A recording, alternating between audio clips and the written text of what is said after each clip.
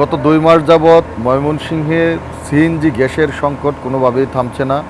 আমরা দেখেছিলাম গত ১০-১৫ দিন আগে ৪ থেকে ৫ দিন সিএনজি কিছুটা স্বাভাবিক হয়েছিল, আবারও কিন্তু সেই সংকট শুরু হয়েছে।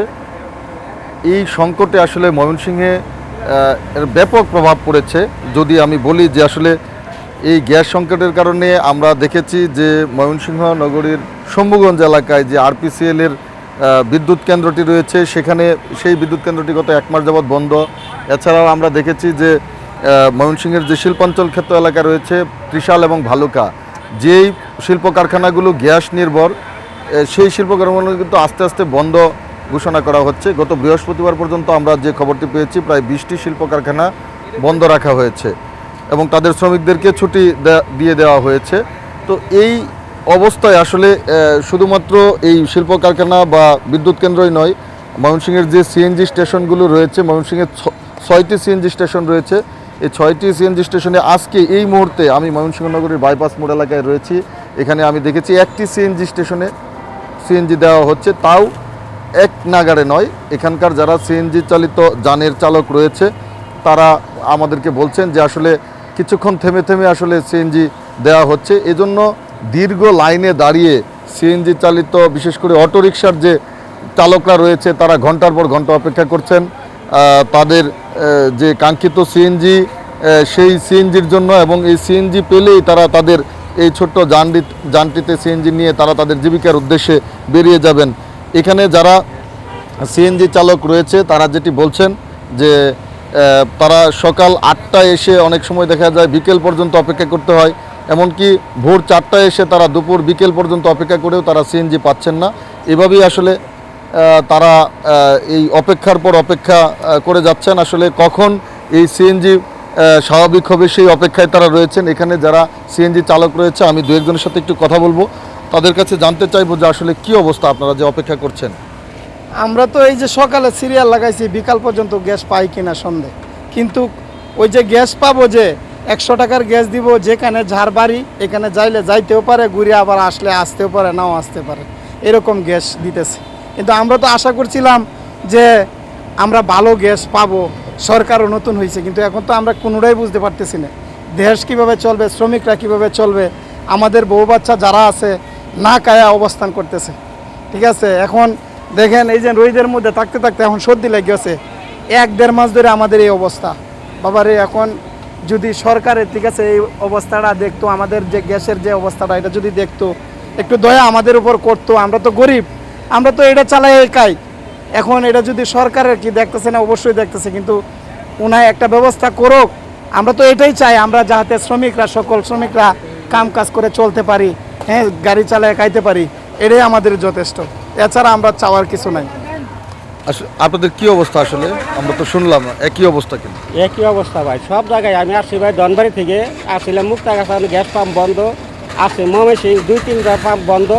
শুনলাম এই জায়গায় গ্যাস দেয়, তাই প্রায় ৪ ঘন্টা ধরে আসে অপেক্ষা করতে, পাবো কিনা তার সন্দেহ। এনে যে আমি যে বাড়িতে ফিরে যাবো সেই গ্যাসটাও নাই আমার।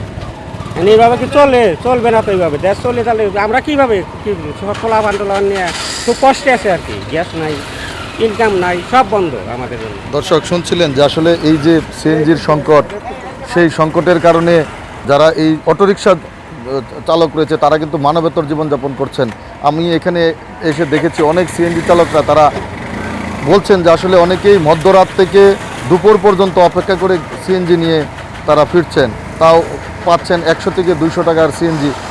এবং এই সিএনজি দিয়ে আসলে তারা যে দিনের কয়েক ঘন্টা চালাবেন সেই সুযোগটি কিন্তু তারা পাচ্ছেন না। এভাবেই তারা তাদের সময় কাটাচ্ছেন। অনেকেই জীবনের ঝুঁকি নিয়ে, বিশেষ করে মধ্যরাত থেকে এই দুপুর পর্যন্ত নির্ঘুমভাবে পার করে তারা এই সিএনজির জন্য অপেক্ষা করছেন। আবার সিএনজি অল্প কিছু টাকার সিএনজি পাওয়ার পরে তারা কিন্তু আবার গাড়ি নিয়ে বেরিয়ে পড়েছেন মহাসড়কে। তো এই অবস্থায় আসলে তারা নিজেরাও যেমন ঝুঁকিতে রয়েছেন, পাশাপাশি এই বাহনের যারা যাত্রী তারাও কিন্তু ঝুঁকিতে রয়েছেন। কিন্তু সিএনজি চালকদের আসলে এছাড়া তারা নিরুপায়, কারণ তারা এইটি তাদের একমাত্র জীবিকার একমাত্র অবলম্বন, এবং এইটির উপর নির্ভর করে তার পরিবার এবং তার সংসার, সেটি কিন্তু তিনি প্রয়োজনীয় চাহিদা মিটিয়ে থাকেন। এখন এই অবস্থা যে তাদের আয় বন্ধ হয়ে যায়, সেক্ষেত্রে তারা কিন্তু অনেকটাই মানে বিপাকে পড়ছেন, এমনটাই আসলে আমাদেরকে জানিয়েছেন। এবং আমি এই মুহূর্তে যে দুইটি সিএনজি স্টেশনের সামনে দাঁড়িয়ে রয়েছি, ঠিক এর বিপরীত দিকে রয়েছে Titas gas office, Titas gas transmission and ডিস্ট্রিবিউশনের যে কার্যালয় সেটি। সেখানকার যে উপব্যবস্থাপনা পরিচালক রয়েছে তাদের সাথে আমি কথা বলেছিলাম। তারা যেটি বলছেন যে গ্যাস সংকট এটি শুধু ময়মনসিংহের বিষয় না, এটি সারা দেশের সংকট। এবং কেন্দ্রীয়ভাবে যে সঞ্চালন লাইন রয়েছে সেই সঞ্চালন লাইনে চাপ না থাকার কারণে এবং সেখান থেকে সরবরাহ না থাকার কারণেই আসলে তারা গ্যাসের যে স্বাভাবিক সরবরাহ সেটি তারা করতে পারছেন না। এবং এটি কবে নাগাদ ঠিক হবে সেই বিষয়েও কিন্তু তারা কোনো সুস্পষ্ট বক্তব্য আমাদেরকে দিতে পারেননি। আমরা কথা বলেছিলাম, তারা বলছেন যে আসলে যখনই কেন্দ্রীয়ভাবে এই সংকট কাটবে তখনই হয়তো এই গ্যাসের যে সংকট সেটি স্বাভাবিক হবে, এমনটি আসলে এখানকার যারা কর্মকর্তা রয়েছেন তারা আমাদেরকে জানিয়েছেন। দর্শক, এই যে গ্যাসের সংকট, এই সংকটে শুধুমাত্র যে এই সিএনজি চালকরা কষ্ট পাচ্ছেন তা নয়, এই সংকটের কারণে আমরা দেখেছি বিদ্যুৎ কেন্দ্র বন্ধ হয়ে যাচ্ছে, এজন্য লোডশেডিং বেড়েছে এবং ছোট ছোট যে মিল কারখানাগুলো রয়েছে সেখানে তাদের উৎপাদন কমেছে, মানুষের আয় কমে যাচ্ছে।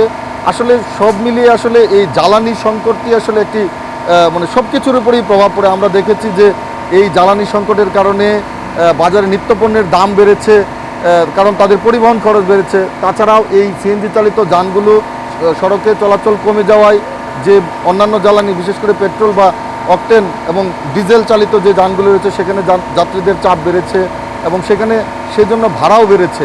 সব মিলিয়ে আসলে এই গ্যাস সংকটের প্রভাব এই সমাজের প্রায় সব স্তরেই পড়েছে, এমনটাই আসলে এই এলাকার মানুষজন আমাদেরকে জানিয়েছেন। এখানকার মানুষের একটাই দাবি যে আসলে এই জ্বালানি সংকট সরবরাহ স্বাভাবিক হবে, এমনটা তারা প্রত্যাশা করছেন এবং সরকারের কাছে দাবি জানিয়েছেন দ্রুত যাতে এই সংকট সমাধান করে আসলে তাদের যে স্বাভাবিক জীবন যাত্রা সেটি যেন তারা করতে পারেন, এমনটাই আসলে তারা প্রত্যাশা করছেন। দর্শক, এই যে গ্যাস সংকট, ময়মনসিংহের এই গ্যাস সংকটের পরিস্থিতি আপনাদেরকে জানাচ্ছিলাম।